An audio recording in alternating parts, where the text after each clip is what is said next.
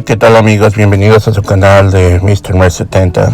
En esta ocasión les traigo un titular que se titula Las apariciones o monotofías de las haciendas. Comenzamos, espero y les guste.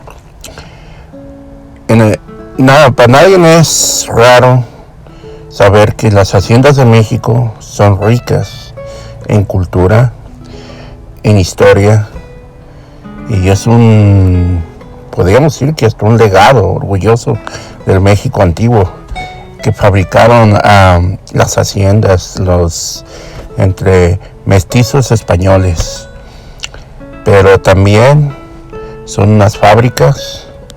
fueron unas fábricas, digamos así, unos campos de concentración de trabajos forzados, maltratos y asesinatos. Por lo cual, muchas haciendas, dice la gente, están malditas, están poseídas, se oyen cosas, penan almas, son tétricas al caminar, son macabras, son monofotomías que se miran sin explicación. Para nadie es raro lo que pasaba en las haciendas, por la ambición de los hacendados, que entre más querían, más tenían. Hay una anécdota de un hacendado allá en los Altos de Jalisco, que le apodaban el burro de oro. Y una de sus diversiones de vez en cuando era salir a solear su oro. Muchos de ustedes de rancho saben lo que son las canastas de piscar. Unas canastas muy típicas que se usaban en aquellos años para piscar. Se las colgaba uno en la espalda, detenidas en la frente con una cincha, y ibas piscando y echando la mazorca para atrás. Pues ese mentado hacendado, que Dios haya tenido misericordia de él, llenaba sus canastas de monedas de oro y las sacaba a solear. Y decía, este año tengo tantas, para el próximo año ocupo tantas. Podía decir una anécdota de un señor que platicó de él, que se daba el lujo de decir que podía vivir 50 vidas en cualquier parte del mundo, gastar lo que quisiera y no se acababa el dinero. ¿Se imaginan el dineral que este fulano tenía? Pero hablemos de lo que hacía. Mal pagaba a sus empleados, a sus peones, los castigaba si estos no hacían sus tareas. A veces los castigos eran físicos. La mayoría de sus castigos era si les daba por decir, unas 3-4 cuartillas de maíz por semana de pago, les daba 1.5, o a veces 1, o a veces ninguna. Los castigos físicos ahí eran para las personas que robaban. Materialmente no los hacía él por el temor a las multas, pero venían los famosos rurales. ¿Quién no ha oído hablar de los rurales? Con una buena comida, unas 2 monedas de plata o 3 de oro, el capitán de los rurales se presentaba a ofrecer sus servicios al mejor postor, que eran los hacendados. Y cuando los hacendados tenían alguien que ya le habían echado el ojo, simple y sencillamente le decían, dale una calentadita a o necesita un ajuste de cuentas, o llévate a la prisión. Era una cosa cruel, inhumana, pero lamentablemente eso era las haciendas. Y eso dicen que él era de los más leves, porque otros tenían ahí de planta a un capataz, que era peor que todavía un hacendado. perdón, que un rural. Pero centrémonos al tema que nos trae. En esas haciendas hubo mucho dolor. Tenían sus propios barracas, cuartos destinados para los peones, donde les pagaban. Algo que a mí me llenaba de furia cuando estaba chico, que me platicaban los señores que hace más de 40 años que ya no viven, que tenían que besarle la mano al patrón y quitarse el sombrero, porque si no se podía regresar y con la cuarta del caballo podía regresar de un cuartazo. Y dije, ¿pero por qué? Porque era el patrón, era el que te daba de comer, te daba vivir, te daba trabajo.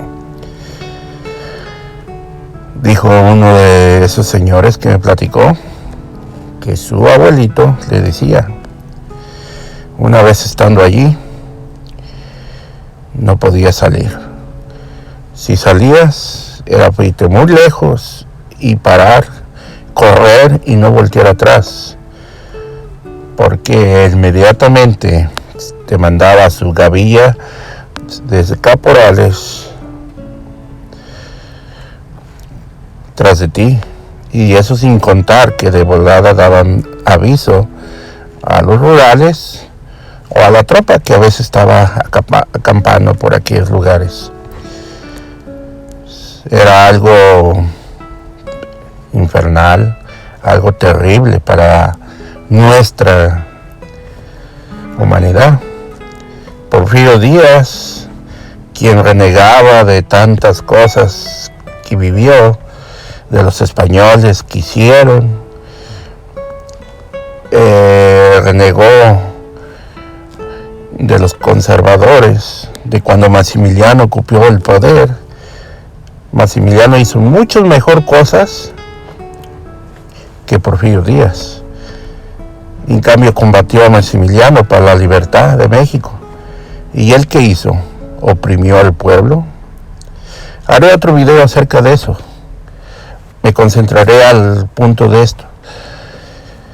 Entonces, gracias a todas esas escenas de dolor, terror y sufrimiento que pasó el México de antes, el México de las haciendas, los peones, se quedaron grabadas esas monotonías de las personas, que pueden ser almas en pena, almas a lo mejor de los mismos hacendados o de los mismos capataces que trabajaban para los hacendados, de tanta crueldad que hicieron.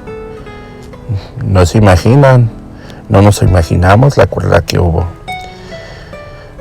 Hay una anécdota de una hacienda, aquí les voy a compartir unas fotos, pero hay una anécdota de una hacienda donde muchas personas en realidad sufrieron